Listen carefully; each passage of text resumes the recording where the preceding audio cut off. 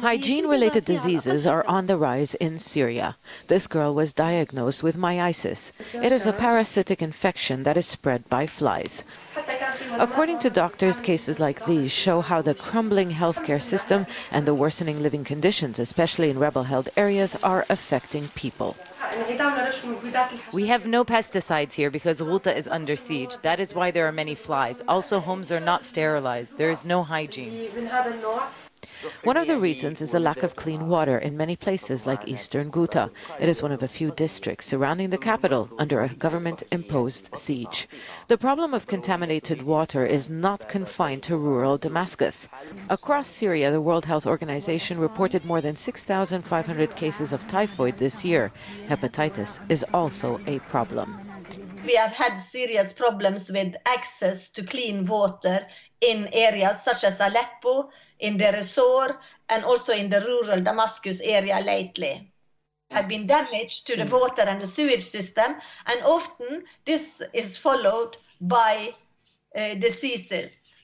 And we have seen infectious diseases in the suburbs of Damascus. The WHO has been able to deliver 3 times more medical supplies in 2014 than it did last year, and some of the deliveries were to hard-to-reach areas. But health workers want the Syrian government to grant it more access to opposition territories.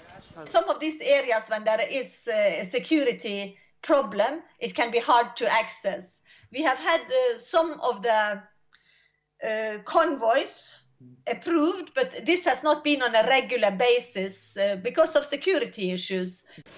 And it is vital that supplies continue to reach those in need. More than half of the public hospitals are out of service. Syria's healthcare system has been severely damaged by the war, and many Syrians have died from treatable illnesses simply because of the lack of medicine.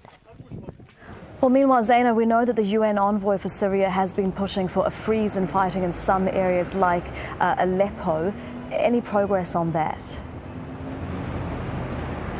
No progress and no deal. The UN Special Envoy presented his initiative last October. What he wants to do is just cease hostilities. He's not talking about a ceasefire. He doesn't want both parties to negotiate. What he wants is for the fighting to stop. But for the opposition, for example, we've been speaking to rebels on the ground. What they're saying is that we are worried. We need guarantees. The government may take advantage of the lull in the fighting to intensify military operations elsewhere.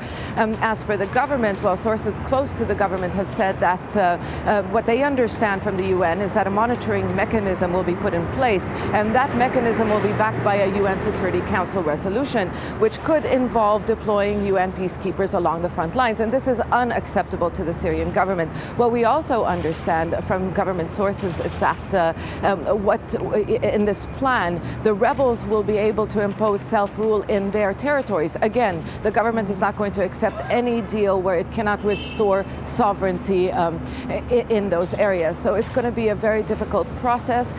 In the meantime, fierce fighting continues in and around Aleppo. The government has been trying to lay siege to the rebel-controlled districts in the east of the city, and they're closing in, really. So it doesn't seem that the government really is interested in compromising at this point in time. Zaina, thank you very much for that. That's our correspondent Zaina Hodder joining us from Beirut in neighbouring Lebanon.